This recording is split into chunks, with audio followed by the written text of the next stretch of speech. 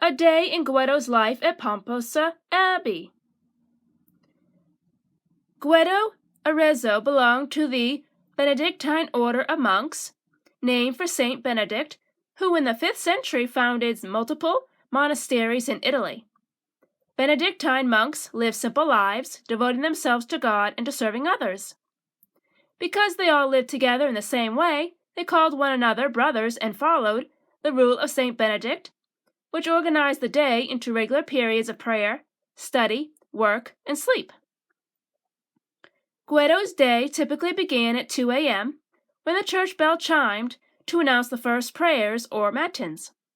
The monks would leave their dormitories, where they slept on straw pallets, and go to the chapel to chant. In the winter, they might return to bed afterward and sleep for a few more hours until lauds, the dawn songs of praise and thanks. But in the summer, they often stayed awake, continuing to sing, pray, read, or work through the darkest hours until dawn. The youngest monks spent the morning hours studying their lessons. Lunch was the main meal of the day and typically consisted of bread, vegetables, fruit, eggs, cheese, and fish. After lunch, the monks rested for a while by walking in the inner courtyard, usually under porticos that protected them from sun and bad weather. This was one of the few times in the day when they were allowed to speak to one another, as conversation was not permitted in church or at mealtimes. But any discussion was expected to be thoughtful and mostly devoted to religious matters. In the afternoons, the monks did manual labor. Some tended the fields or gardens, harvesting the fruits, vegetables, and herbs they grew. Others cared for the livestock. Still others cooked and did laundry, carpentry, sewing, and repairs.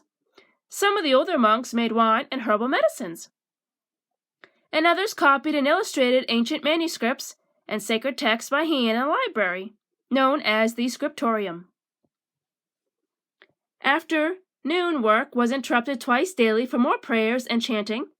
Benedictine monks spent an average of 6 to 8 hours a day in prayer. The early evening prayers, called Vespers, took place at sunset, along with the lighting of the lamps, candles, as they had no electricity. The monks then ate a simple dinner, while listening to one of the brothers read from a sacred text. After the compline, the final prayer of the evening, the monks retired to bed early, usually as soon as it was dark.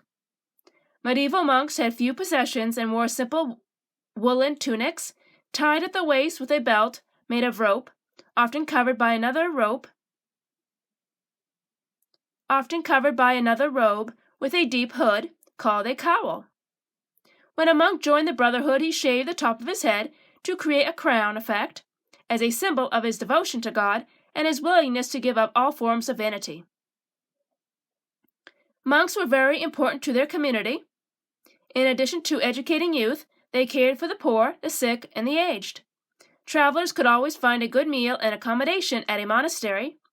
Monks were also patrons of the arts, sponsoring artists and architects to design and embellish their buildings and churches. Finally, they were the keepers of history, collecting important books, letters, and biographies in their extensive libraries.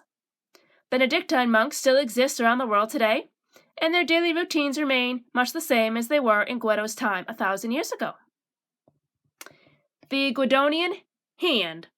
Using the hand to help teach music was not invented by Guido, but he did assign musical notes to each finger and joint, just as he had drawn them on his parchment, perhaps because parchment was so hard to come by.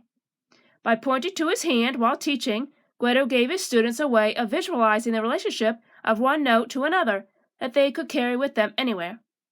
This resulted in the Guidonian hand being named after him.